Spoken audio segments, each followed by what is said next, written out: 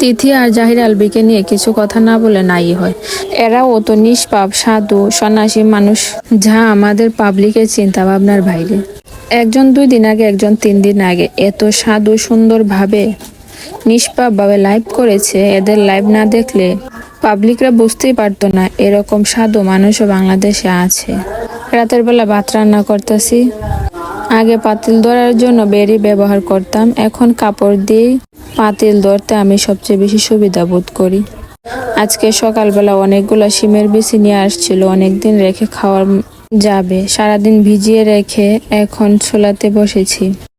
একটু লবণ আর হলুদ দিয়ে সিদ্ধ করে তারপরে ফ্রিজে, ডিপ ফ্রিজে বক্স বড় বড় রেখে দেব। অনেকদিন পর্যন্ত রান্না করে খাওয়া যাবে।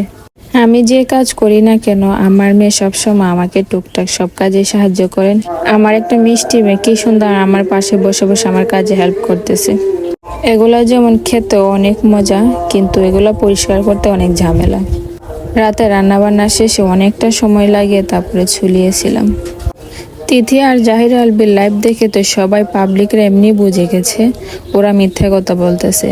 ইকরাপুর অ্যাসিস্ট্যান্ট সহ পরিবারের সবাই, কাজিনরা সবাই জানে তিথির সাথে যে আলবির সম্পর্ক আছে, কিন্তু তারা দুজনে লাইভে এসে পাবলিককে বোকা বানানোর জন্য লাইভে এসে নিষ্পাপ সাজছিল।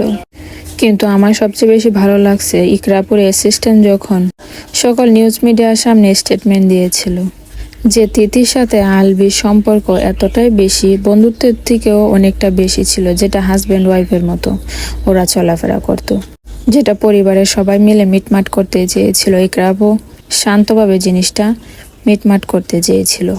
শেষ পর্যন্ত ইকরাপু দুনিয়ার মায়া ত্যাগ করে চলে গেল।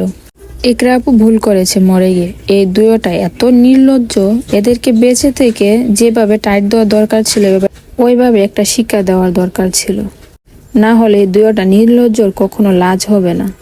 এই দুয়োটা মিলে পরক্রিয়া করে, কুকাম করে, লাইভে এসে পাবলিকের সিম্পাথি পাওয়ার জন্য এতটা নিষ্পাপ কিভাবে সাজতে পারলো, আমি তো এটা ভেবে ভেবে পুরো অবাক হয়ে যাচ্ছি। তিথি বলতেছে ওরা নাকি শুধুমাত্র বন্ধু। ওর বাসা এরকম, যদি সবাই বন্ধু হতে থাকে তাহলে বাংলাদেশের অবস্থা খারাপ হয়ে যাবে। এই নির্লজ্জ মহিলা বলে ওর নাকি রুটি রুজির উপরে মানুষ আঘাত আনছে। অন্যের স্বামীর দিকে নজর দেওয়া হয়েছিল ওর রুটি রুজি।